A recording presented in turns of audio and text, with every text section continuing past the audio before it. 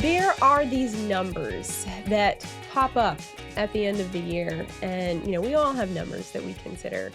But, arguably maybe some of the most important numbers that we get at the end of the year are from Spotify. All our Spotify Wrapped. That's all anyone cares about. So I'm curious, among the three of us, who listened to the most music in 2024? Do you have your number? I do. Spotify I have Wrapped? it right here. I listened to 21,423 minutes this year. Oh, okay, that's impressive. Wow, that's in fairness, 2 hours a week, or maybe 4, depending on coaching. Yeah, it has to do with CrossFit, and then a little. Kristen coaches CrossFit. Yeah, and it's been less than a minute. Yeah, so I had to tell everyone. But yeah, no, I honestly am kind of shocked. Wow. Is that a lot? How many did you guys get? 8,615. Okay. I got 26,153. Maybe I just don't. I feel like I listen to a lot of music, but maybe not. I don't listen that much. That's why I was surprised. You know what I think altered it for me this year? I got into Audible, listening to books on Audible. Yes. Oh, and I I have to go look at those chowed down numbers. some Audible this That's year. what I did too. Like I had Libby, the free library app version of that because that's a good idea. Yeah, That's cheaper. It's cheaper. Yeah. I started listening to the books on Spotify because they have some free audiobooks, and I think that's probably what got my minutes up. Is that I've been listening to a lot of books. Ooh, what books? My favorite was probably I read Bad Therapy by Abigail Schreier, I like that one, and then I've just read some fun little silly books too. Yeah, love it. We all need those. In our life. Yeah. And Elizabeth, welcome to the show. This is your first time having me. joining. It's great to be on Problematic Women. Share a little bit about what you do here at the Daily Signal. I'm the reporting fellow for the Daily Signal. I've been here since the beginning of June, and I co-host the Daily Signal podcast with Virginia, and I write about primarily culture-related issues. Wow, we're very glad to have you on the show. Thanks, Virginia. Glad to have you in the building. I'm Virginia Allen. I'm Kristen Eichhammer, and this is Problematic Women. This is Problematic Women. If you didn't pick up on it yet, we're calling this America Wrapped, right? America Wrapped. Because we all got our own personal Spotify Wrapped that is like the source of all the conversations right now. Who was your number one artist for 2024?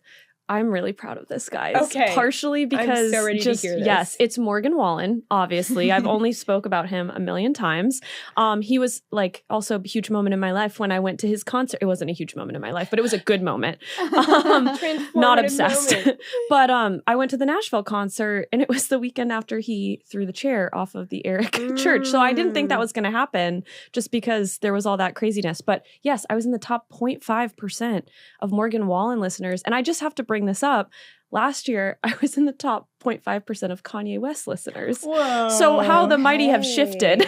Was Kanye West in your top 5 at all this year? No. Isn't that insane? It's been all country. It's like the Western Revolution we're kind of seeing take over. Yeah. 2024 was Kristen's country year. Yeah. I've always loved country, but Kanye was getting me through the hard times though. There you go. Yeah. What was your number one artist? My number one artist was Chris Renzema. Have you heard of Chris Renzema? I think he's a little bit of a lesser known artist. He's like an indie Christian singer. I think I've been saying his last name. I say his last name differently. I might be saying it wrong. But say it. It's like Rez Desimir or something like that. I don't even know. But I've never heard his last name which is, you're probably saying it right. That's my but I do artist. know him. Yes. Wait, what does he sing? And he's indie? He sings like, I'm trying to think of what is like top. He had a new album this year. He just came out with a Christmas album, actually, but it's Christian. Oh, he's my number 5. Oh, really? Oh my gosh. Oh, I'm so happy about this. Oh, Josiah Queen's your third. That was my second. Oh, really? How about Queen? What? We have like the same music taste. Yeah. Did you listen to Corey Asbury? He was my number 1. I don't listen to Corey Asbury. Okay, you should because he's fantastic. That's hilarious.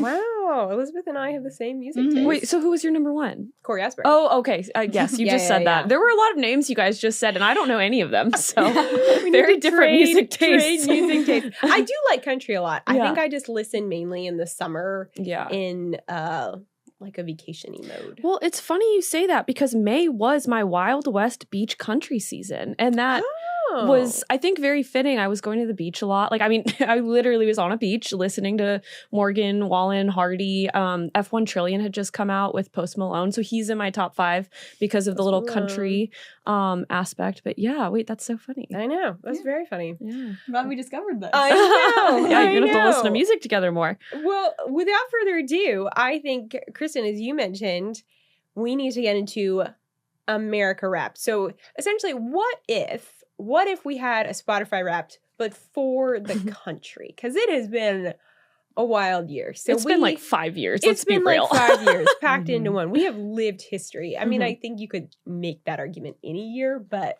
I really feel like we've lived history this year. So if America got a Spotify Wrapped, let's talk through what that would look like. We've put some thoughts on paper here. Yes.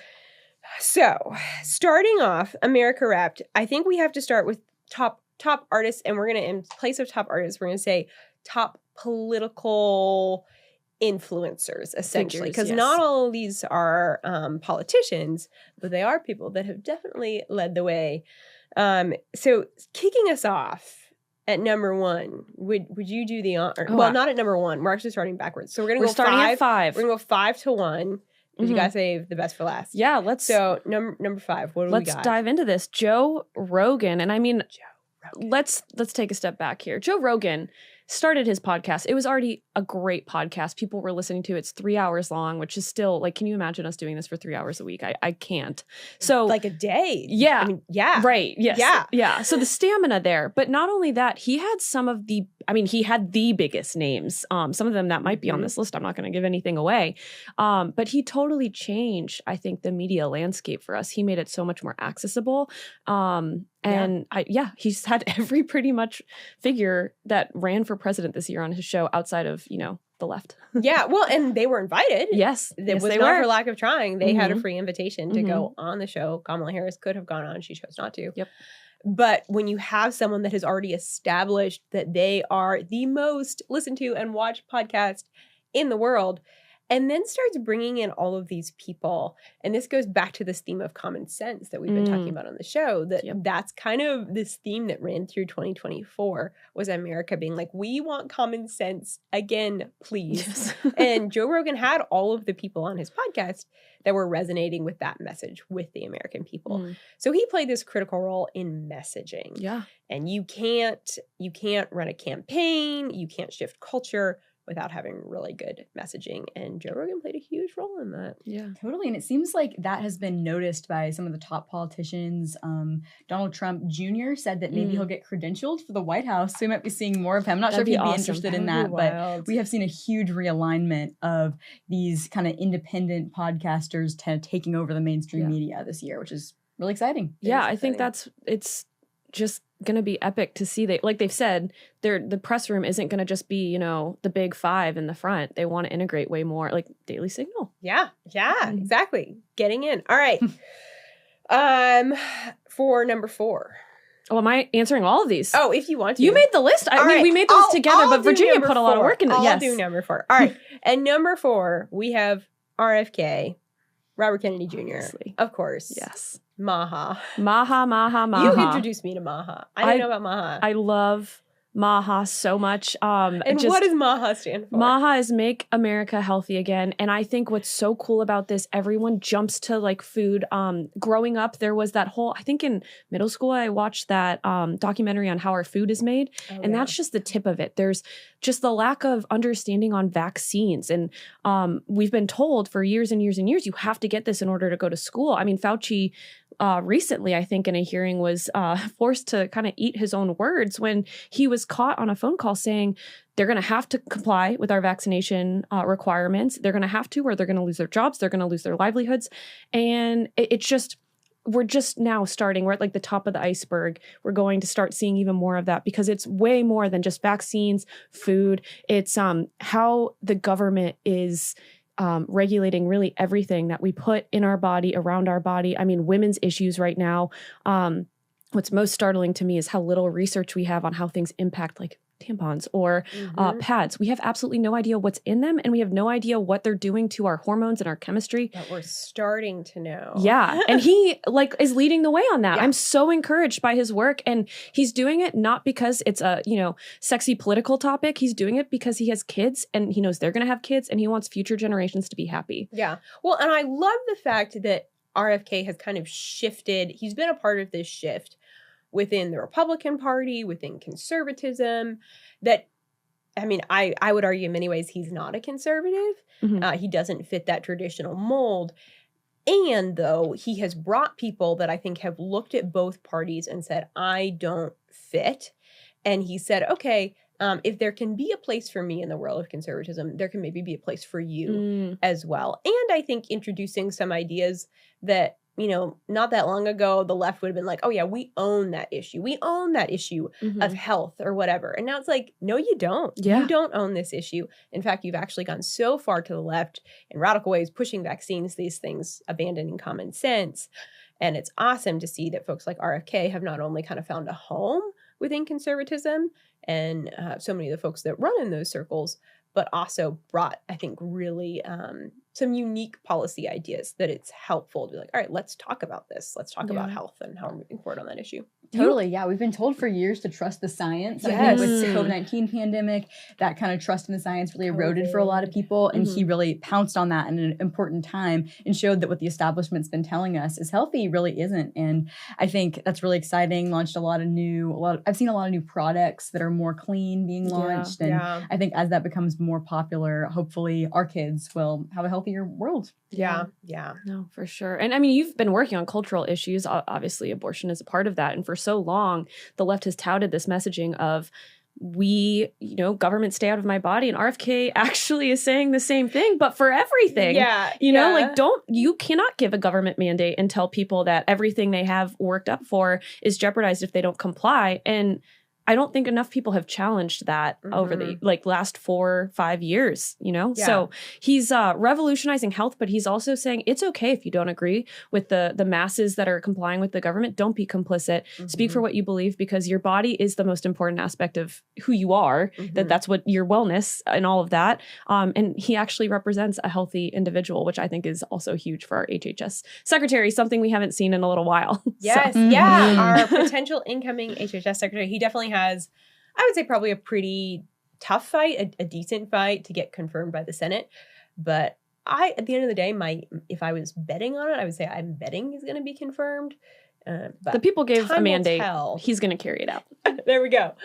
All right, coming in at number 3, we have to. Elizabeth, who's our number 3 here? We have 2 at number 3. Yes. We have the Democratic presidential nominee, first Joe Biden, and then Kamala Harris, of course. Combined. Yeah, we're like, okay, of course we have to name them because they drove so much of what we all talked about on this show, in our jobs this year, with friends, with family. Wow, to have Joe Biden first make history of being the first candidate to have won the primary and then drop out like less than 4 months before the election.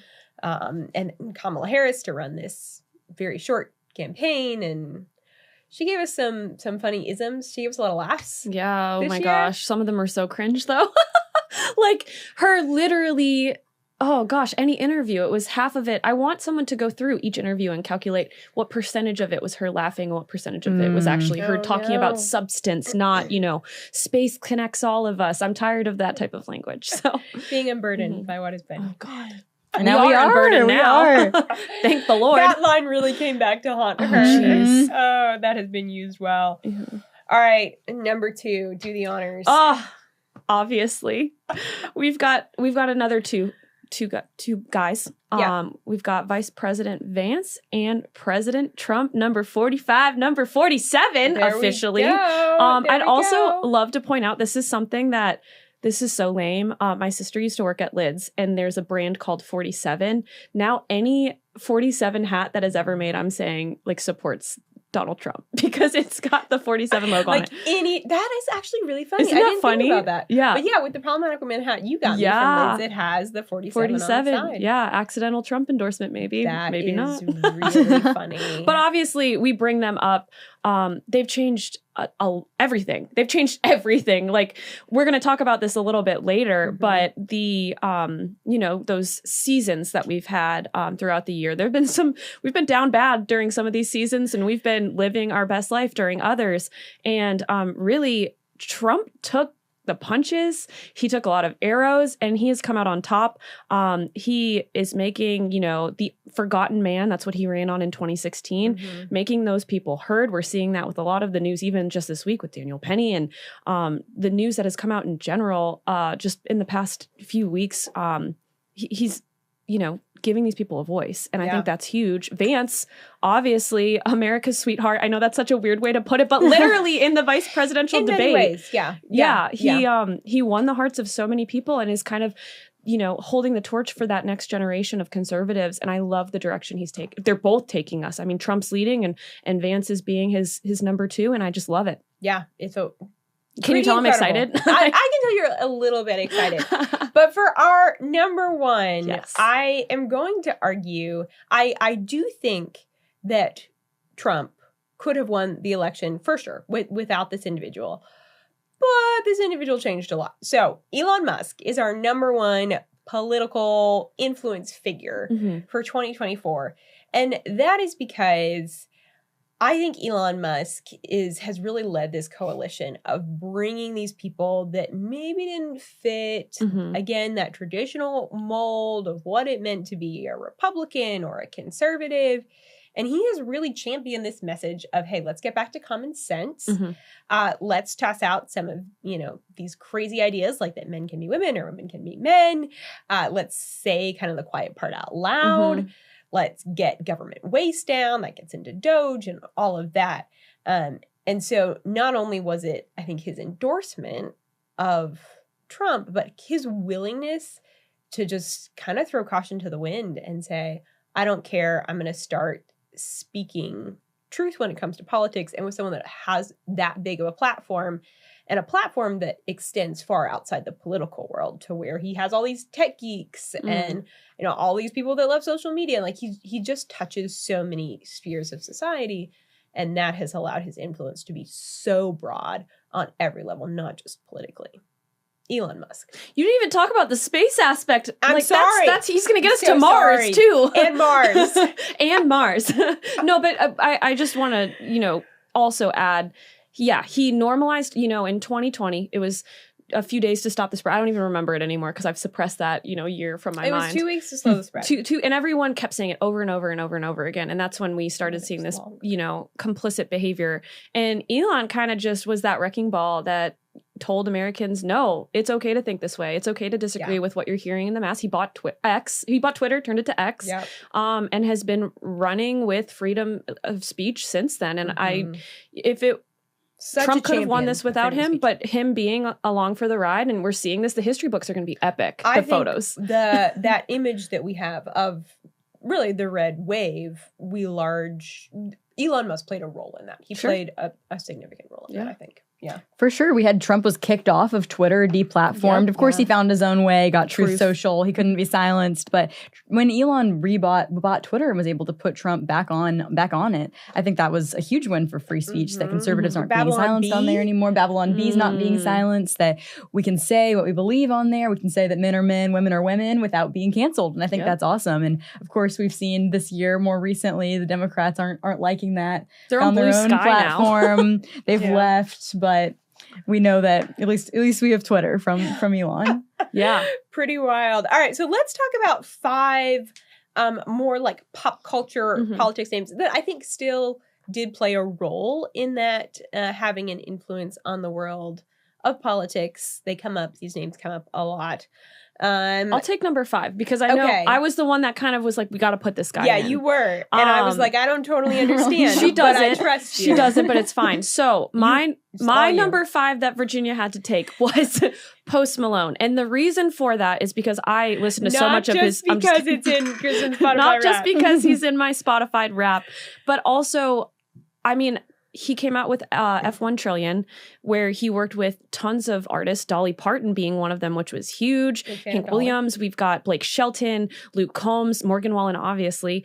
And I think that kind of opened more so, we've seen this Western revolution. I wanted to do an episode on this at one point, but we never got to it. But like this revolutionized Western culture and just embracing your country roots, pride in your country. Country music has always been about, being a patriot, proud of your country. Some people have obviously taken that and not necessarily valued those values in the country music scene. But for the majority of people, it's always been, beer, trucks, and just normalizing masculinity. And I think Post Malone is almost the Elon Musk of country music right now, and normalizing this type of music that doesn't hate on our country. And I think that also had a little bit to do with maybe the shift we saw. I'm not necessarily saying it did, but I think it opened some minds and made people kind of look outside of their normal genres and kind of got out of their lane. I love it. All right. So at number 4, we have Caitlin Clark. And you actually did an amazing job, I feel like, of also introducing you and Emily. Emily. Props to Emily. Like Caitlin Clark. And I think at a time where we feel like women's sports is under attack in so many ways, as Elizabeth, you report on so well, it's been awesome to see Caitlin Clark as this powerful female basketball player kind of bring eyeballs back to the WNBA, where I think before it was like most Americans could probably not name one WNBA player. Let's ask this question. When's the last time any of us watched a WNBA game? Never. Granted, I don't watch basketball, but I also don't watch basketball. Yeah, but I do know Caitlin Clark, and I do know what she stands for. She's a killer athlete. She killed it at Iowa. Had also a very resilient individual. So. And she was, and we don't put much stock in this, but she was Times Athlete of the Year. So for what that's worth, there we go. At least they picked a woman. A real woman. A real woman instead of virtue signaling. So there's that. Elizabeth, our number 3, what do we got? Number 3, we have Matt Walsh for his movie that did extremely well just a few months ago, Am I Racist? I went with a huge group from Heritage to go see it. Super fun. Yeah. It was hilarious. And it was just hilarious. You just are just laughing the whole time. And he did a really good job getting people talking about these issues that I've heard people on both sides found something that they can laugh about. We can all agree that some of this is a little ridiculous. Yeah. Well, it goes back to the common sense theme. Okay, let's say the quiet part out loud. And I love the conversations that Matt Walsh had in the Am I a Racist movie, because it was showing, okay, you just can't win. He has this hilarious conversation with essentially like a sort of a DEI, I guess, therapist. And he's saying, all right, well, what if my white, 2-year-old daughter, loves Moana? And, she's like, oh, that's great. Like, that's great that she loves Moana. But what if she wants to dress up like her for Halloween? It's like, well, that's like cultural appropriation. Like, you shouldn't let a little white girl dress up as like this indigenous little girl. Hawaiian, right? Hawaiian, yeah. And so it's like that you just can't win. And I think those are the kind of things that people are just like, this is so ridiculous. And to present it in such a humorous way, it becomes very palatable. People kind of like the light bulbs start going off. My favorite scene from that movie was him as a waiter, like, just egging them on, like, yeah, we gotta do this. Y'all are racists. And then he drops the plates. There were definitely epic multiple moments in that movie where you just sort of feel like, I want to shrink into my seat. This is so awkward. And he kept it together. I don't know how he did it. I don't know how he pulled it off. Yeah. All right. You have to do the honor. I do, too. I guess. I'm not sure. I'm just kidding. So who are these people? I don't recognize them, but Taylor Swift and Travis Kelce. We got another 2 for 1. 2 for 1. But that is largely because, I think that was the most worn Halloween costume this year was probably Kansas City Chiefs and Taylor Swift, Tay-Tay. But the reason we bring them up is not just because they've created this like cultural, obsession. They're almost like I hate to say this because I don't think that they are this, but like a royal family, if you will, of America. We don't have royalty. The way that many Americans treat them. Yes. I mean, there's candles for unhealthy. Taylor. It's insane. And it was like a slight call following. I was like, into her a little while ago, and then it just got too much. She was in my top Spotify Wrapped last year, but not this year. Same, actually. Same. But moving on. No. Yeah. No, you're like absolutely. I only like the throwbacks. Yeah. The new stuff's been a little too much for me, but don't hate us for that. So they created a new breed of football. But the big thing, we've talked about this so many times, and I love it because I love econ. Taylor actually, I think this was a record she broke. She did. In funds. Can you tell me more about that? Actually, you knew. Please, I will. Okay, so the Eras Tour ended on Sunday night in Vancouver, Canada. For 2 years, the Eras Tour was touring the world. I'm honestly sad that I didn't get to go, just because it was such a cultural moment that There'll be a revival. It would have been cool to be like, I actually got to see that in person, just for the sake of having experienced it. But the Eras Tour was this record-breaking tour, and over the course of 2 years, it made $2.2 billion. That is a record for any tour to gross that much. I mean, just absolutely insane. Forbes did a great piece on the top cities that economically benefited. Interestingly enough, New Orleans was really the only one in the United States. Most of the others were London. I think there's one in Singapore, or around the world.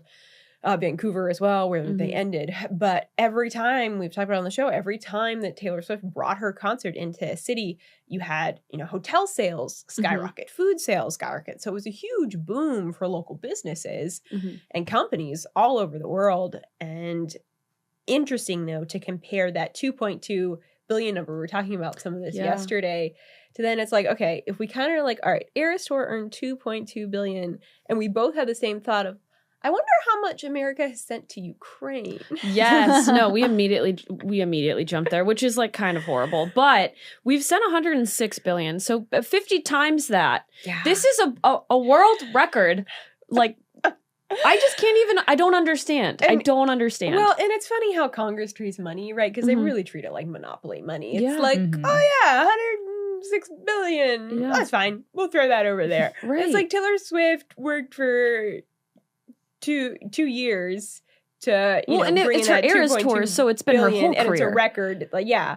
So, I mean, it's just like the numbers, and then we have Congress. The only government programs I have found so far, and I mean, I did very minimal digging. I did not even pull a shovel out.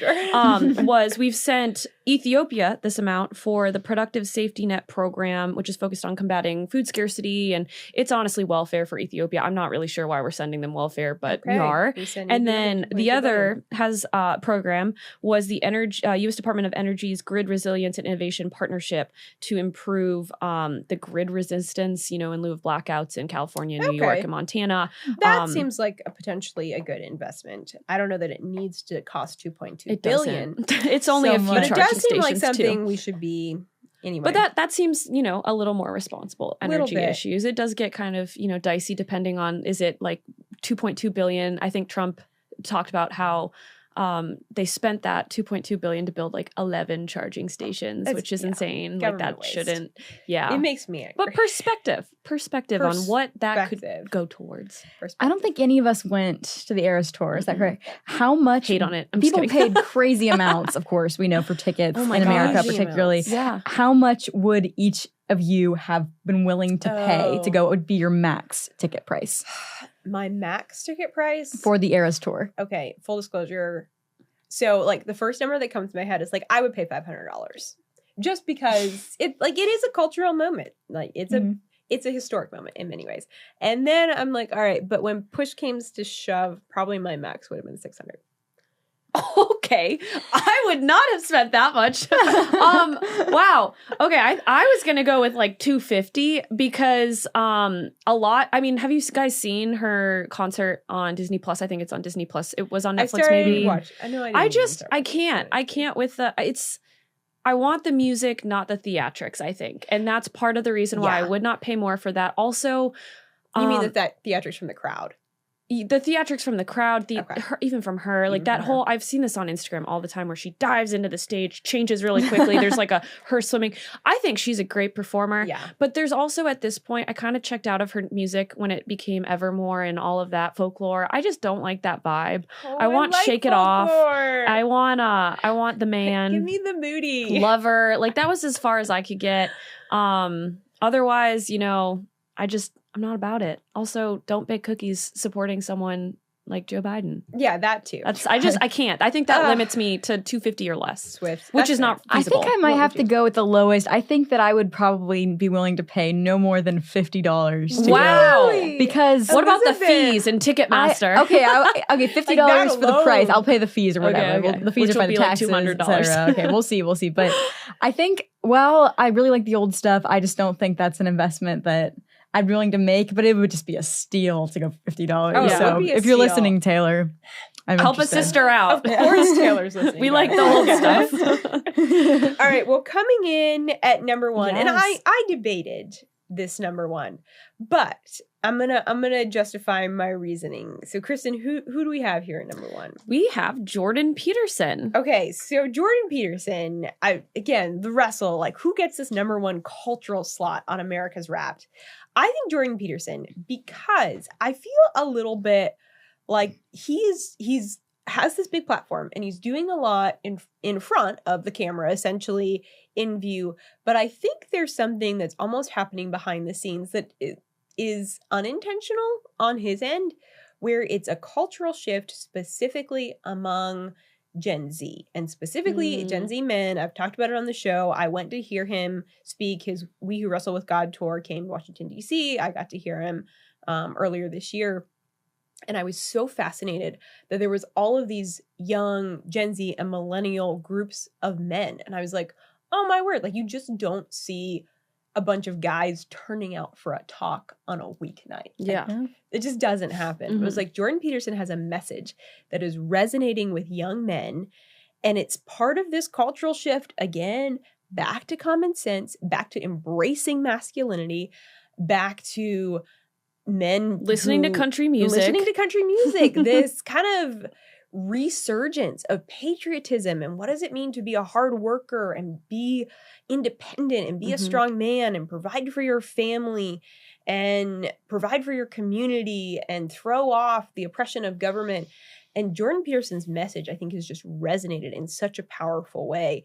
So I would say in some ways, he's like the philosopher in many ways for Gen Z, for millennials of that generation. And that I think has really seeped into the fabric of our culture, especially in 2024. He's incredibly gifted at articulating complex ideas and whittling them down to it's okay to be a man. It's okay to want to provide for a woman. The lies that you're hearing from the media, the lies you're hearing from the DEI officer that's over your shoulder all the time, you don't have to listen to those. Be strong, be who you were made to be. But before we move on to the next section, I want honorable mentions because we didn't have this full discussion with you, Elizabeth. That's trmost Yeah. Any honorable Kristen mentions? And I, totalitarian picking. Yeah. I might have to think about that for a second. Okay. Honorable mentions for most. Either I mean, political- Theo. I might say Theo Vaughn in there. Another kind of similar to the Joe Rogan idea. Another person who did some really long form interviews with Trump that I think young men kind of had that switch to thinking, oh, like Trump's really cool, really awesome guy. Meanwhile, like we said, we have Kamala Harris kind of cackling, talking about falling out of a coconut tree, and then we have Trump just being a normal dude talking to Theo Vaughn, and I think that was probably a big one. The only one I had was Tucker, obviously, because Tucker was How huge. could we not? I feel like can't get them all in. Yeah, you can't squeeze them all in. Anyone else from you, Virginia? Tucker. Yeah, that Putin interview was this year. Right, that was big. That was huge. Wow. I'm going to Russia. Oh my gosh, that feels like ages. Again, this has been 5 years in one. The history book is going to be epic. Wow. Okay. Quite a year. The only other person that I would throw out, Anthony, I'm forgetting his last name right now. No, I'm just kidding. Fauci. But I had him in here and then I took him out because we needed to get someone else in. But the young man who wrote Richmond, North of Richmond. And I think that was such a cultural moment, again, in this political shift, cultural shift of people so saying, okay, let's throw off this big government. Let's get back to the roots and pointing out some really big problems in our country in a way that resonated with so many Americans. But let's jump in now to our cultural moment. So in Spotify Wrapped, you have, they sort of give you themes. You have like, your punk rock, summer, or whatever. So Kristen, you have come up with like these very creative. They're like okay. They're like mid. No. They're all right. Okay. I'm all about it. So kick us off at the beginning of the year. Where were we from January to March? Dude, oh my gosh. Well, how were we vibing in January through March? Well, okay. January through March was hard, right? It was dark outside, kind of like right now. You know, you got to work, it was dark outside. You left work, it was dark outside. We lived in a hole. However, everyone was obsessing over the primaries, which is why we have got the primaries. Yeah. It was football season too. There were Super Bowl. some DOJ issues. That's why I'm calling January to March not quite November. Yeah. Not so quite right. November. Because it felt like the year started and everyone was like, we have an election. Right. Is there anything else going on? No, just an election. Let's just pay. And for the Republicans, I mean, obviously Trump, had announced he was going to run for president. Yep. And the primaries, Iowa, New Hampshire, and Super Tuesday happened in that first quarter, which I think we kind of forget all of this happens in a year. It's absolutely absurd and insane.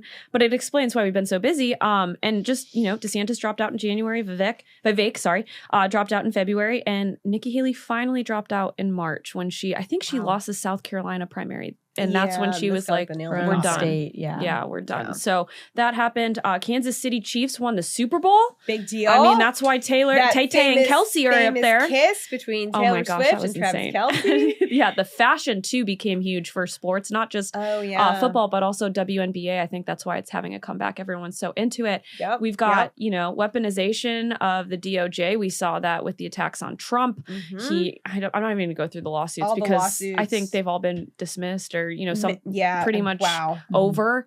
But it was, just again, weaponization of the DOJ and then the protests. The protests. It's not quite November, but they sure know how to protest in the first quarter of the year. Yeah. So and that carried us right into the spring in so many ways with Matt. You came up with this one. You have to say this one. I don't remember what I came up with. Oh, sorry. Yes. April through June, I was going through all of the things that happened. And she's like, you know what? It's a rebellious spring.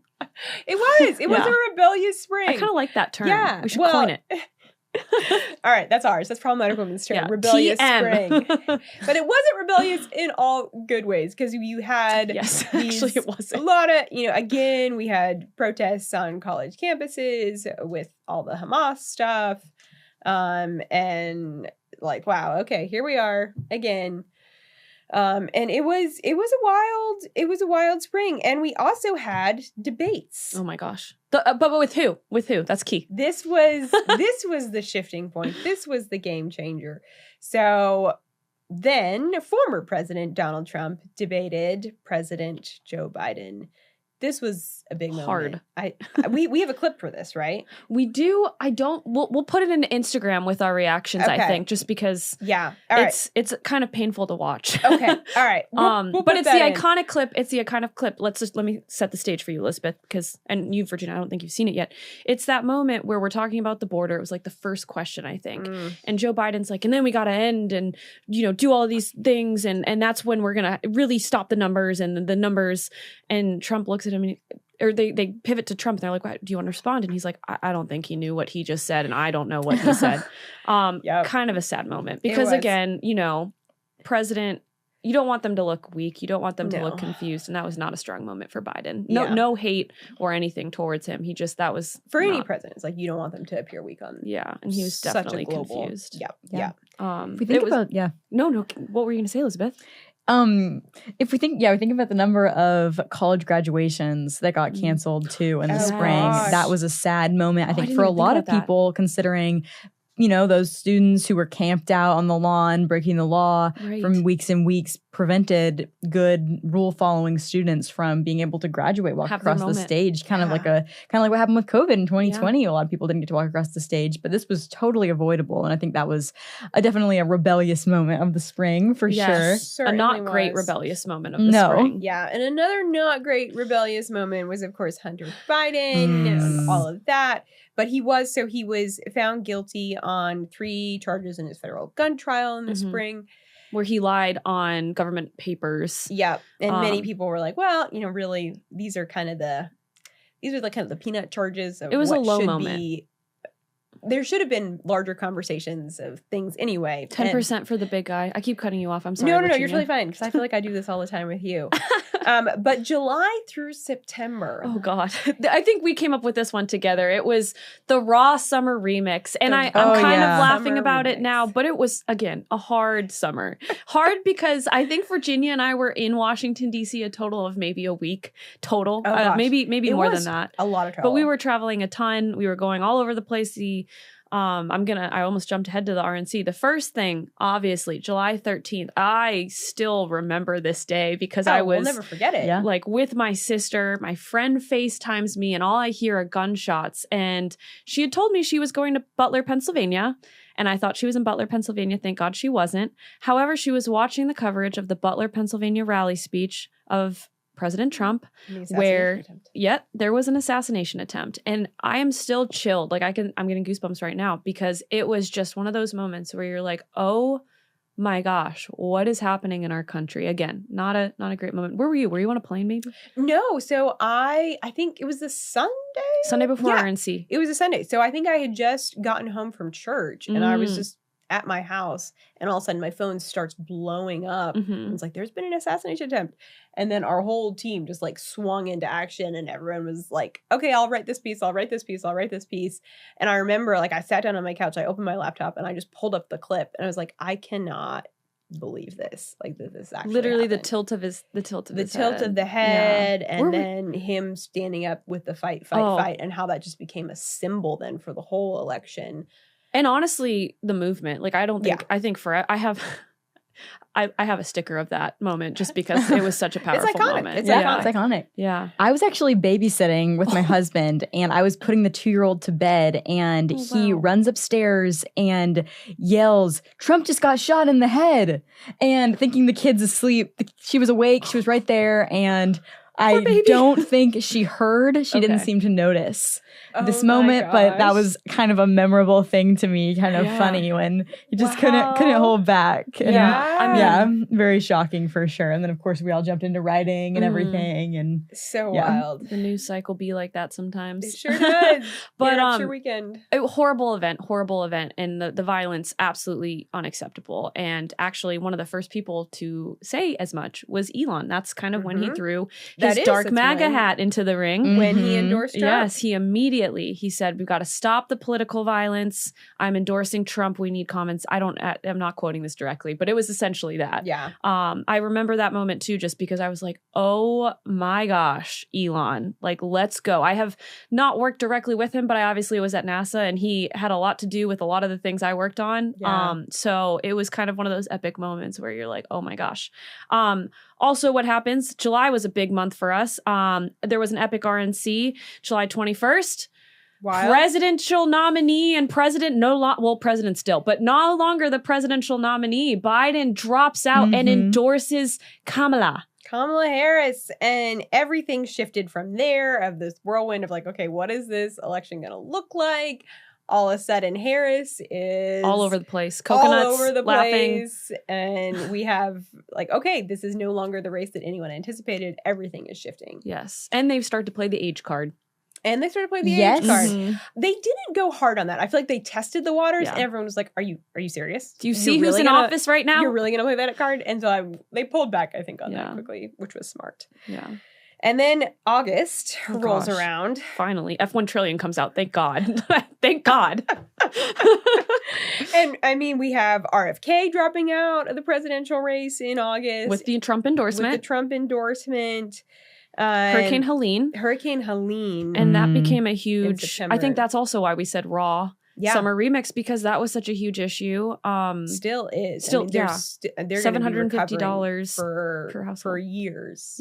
It's in North Carolina. Tragic. Yeah, it's tragic. But one of the reasons it was, so focused on was that early voting. I think so. Hurricane Helene happened September 26th. Obviously, the fallout from that. takes weeks. October 17th to November 2nd was early voting. And we saw, there's reports of FEMA not going to Trump houses with Trump flags in front of them. Yeah. There was a lot of attention on FEMA because of what a lot of people felt was injustice and just unfair, unequal treatment from government so focused on diversity, equity, inclusion. Yep. So kind of crazy. And one thing that I don't want to skim over because this is huge, the TikTok ban. We've got DOJ, FTC, they filed a lawsuit because TikTok and ByteDance were accused of collecting information of kids under the age of 13. Insane. Yeah. Insane. Of course, a major topic. All right, and then that brings us to the fall, which is fall/winter. Where we are. We are now. Where are we now, Kristen? We are not tired of winning. We are not tired of winning, and that is because Trump won in a landslide. The conservative movement really finally got their epic red wave, which so needed to be to deliver on some of the promises that, Trump his goals are lofty and I trust him to accomplish it, but he needs, the Senate and House behind him to do so. So that's huge. Biden had a little win too. And I want to say, okay, we went to the Daily Call. You were at the Daily Caller. Yes. Do you remember what Vivek said about Biden's gala? They had a dinner. Oh yeah. Sorry. No, it's okay. Context helpful. So Vivek Daily was there. Caller He was a dinner. speaker, and he had a really great moment. Because a lot of people have been a little disturbed by the Hunter Biden pardon. So that happened this in just the last few weeks. Yep. A lot of people were disturbed by that, and Vivek, I think he had a really awesome comment on how if Biden had just been honest about the truth of all of this, and he was like, I'm literally quoting him. This is not me. This is all Vivek. He said. He lost his family in a car crash. His son dies that he was super proud of due to a brain cancer. This is all he has left. Like, as a dad, if he were to just, say, as a dad, this is what I have to do. I have to protect my family. This is all I have left. I think that people, still would have criticized him, but maybe had a little bit more empathy for the president who for so long has said he's never going to it's not on the table. Well, I think he just should never have said, I'm not going to pardon my son. Shouldn't have lied, but he's a politician. I think so many people kind of knew you're going to pardon him. Yeah. Did you have that same reaction though, Elizabeth? Totally. Yeah. I talked to Senator Tuberville about this, and he said most people would have pardoned their son. That's not really the heart of the issue here. The issue is that he repeatedly said that he wouldn't. His press secretary said emphatically, no, we will not pardon Hunter. And then he did it. And I guess what did he have left to lose, I guess? Yeah. True. At this point, what does he have left to lose? Last few things I'm going to round this out with. For our Not Tired of Winning summer. Walmart's, getting rid of the DEI offices. That's huge. Daniel Penny just won. Acquitted. Yes, I was not going to say that right. Found not guilty on all of the charges that he for faced. For protecting American citizens. On a subway, On a subway, there was a man who came in, started shouting, yelling, threatening passengers. He put him in a chokehold. Unfortunately, the man died, and he faced manslaughter charges and was fully acquitted. We're seeing some epic nominations for all of these, offices that need to be filled. We're super excited. DC is about to be a party. We're just...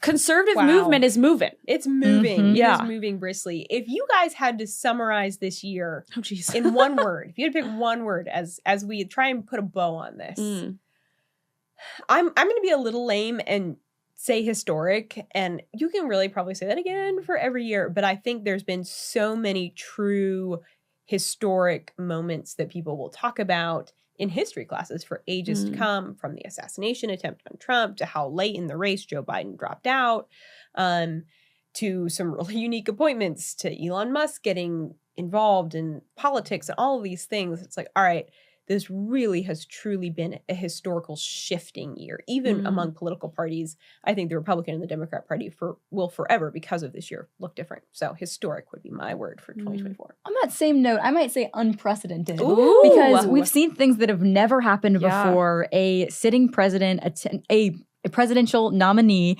attempted to be assassinated not once, but 2 times. True. We don't know what's going on with the Secret Service. That was a huge issue as well. We still don't know what's going on. Hopefully, looking into it, maybe we'll get some answers soon. We had, like we've talked about, Biden. We had the Democratic nominee, sitting president, after repeatedly saying he'd stay in the race, dropping out. Then we had Kamala Harris running, who would have been, as many said, the first woman president. That would have been unprecedented, but of course was not able to pull it off for a variety of reasons. Terrible campaign, funding, spending kind of issues. I think we saw a lot of things for the first time. Trump kind of uniting a new Republican Party, bringing in people who never would have been Republicans in the past. So pretty unprecedented. Very unprecedented. I was gonna say something, but I'm gonna shift actually. Okay. So I'm gonna say this was a year of resilience, and not just for political figures. I mean, I kind of already was on my soapbox about how Trump has taken arrows, and he has, for a really long time he has. But so has every American, pretty much up until this point. Every American that wants, to just live a normal life, wants a life full of freedom, wants a life full of opportunity, for Americans. For the last 4 years, they've really struggled to see leadership act in that way. And so they have been resilient in, standing for what they believe in. And the politicians that represent them have mostly been resilient in these situations. Now, there was a lack of resilience on the left side, I would say, as a result of, they gave up on their candidate that they had pushed up for so long. They gave up on their promises. And really now they're starting to turn on each other. The left has kind of got a wake-up call, and they need to look internally, see how they haven't been representing those resilient American citizens. They've been representing the, illegal immigrants coming across the border instead. Maybe some more, and so it has been an era, if you will, as Taylor Swift would say, of resilience for the conservative party. And I am so excited. I was going to say great. It was not a great year, but we are going to have some great years coming up in the next 4 years. Maybe more. In many ways, it was a good year. I mean, highs and lows, right? Highs and lows. and lows. But we want to hear from you all. If you could summarize 2024 in one word, I'll post it on Instagram. Let us know what your word would be. And if there's anyone that you think we missed in our either cultural or political America Wrapped list, let us know who would be on your list if you are making yours. But with that, that's going to do it for today's show. Good job, guys. What a great show. Wow. I loved it. Thank you all for being with us. Don't forget to like, subscribe. If you are joining us on YouTube, thanks for joining us there. Thanks for watching us. If you are joining us on any podcast platform on Thursday, thanks so much for listening to us.